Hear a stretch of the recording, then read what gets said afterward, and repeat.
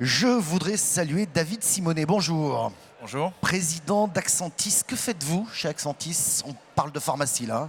Alors Axentis est un des groupes leaders en France de la chimie fine, donc c'est la fabrication de molécules actives pour l'industrie du médicament. Et donc on fabrique les principes actifs qui vont faire l'efficacité thérapeutique du médicament. Ouais. Alors vous avez regroupé pratiquement l'intégralité de votre activité à Pithiviers, c'est ça? Dans le Loiret? On a regroupé l'essentiel de nos ressources de recherche et développement à Pithiviers.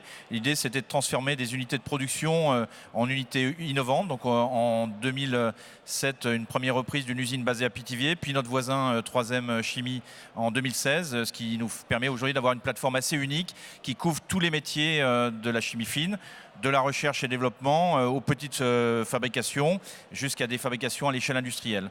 Et donc le groupe a 5 implantations, mais celle de Pithiviers est à la fois le siège opérationnel et en même temps le centre de R&D du groupe. Pourquoi Pithiviers? Parce que vous avez trouvé dans cette région un écosystème qui vous permet d'aller plus loin dans votre R&D?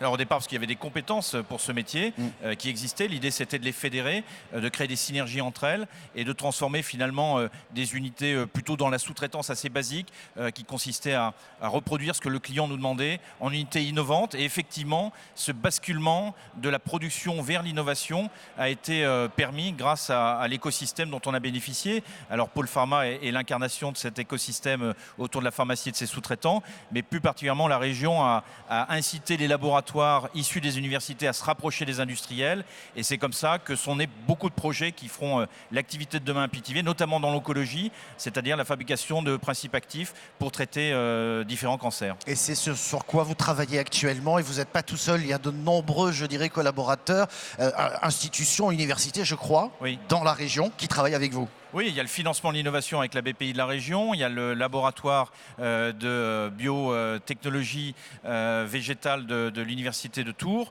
qui travaille sur la reproduction de façon artificielle de molécules qui existent à l'état naturel pour traiter des formes de cancer.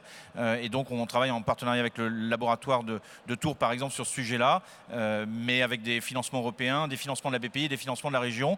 Et notre prochaine étape, c'est de faire évoluer notre métier de chimiste vers un métier de bioproduction, puisque aujourd'hui l'essentiel des molécules qui sont découvertes et mises sur le marché sont issues de la bioproduction et plus de la chimie, et donc il faut qu'on opère cette transformation. Donc on est passé d'un rôle de producteur à un rôle d'innovation dans notre métier de la chimie. La prochaine étape, c'est de basculer vers la bioproduction, et l'environnement de la région Centre-Val de Loire nous a permis de franchir toutes ces étapes clés pour pérenniser et l'activité dans des territoires où on a un effet fort, puisque c'est des emplois à valeur ajoutée avec des hauts niveaux de qualification et un effet redistributeur. C'est quasiment directement et indirectement 500 emplois dans le Nord-Loiret.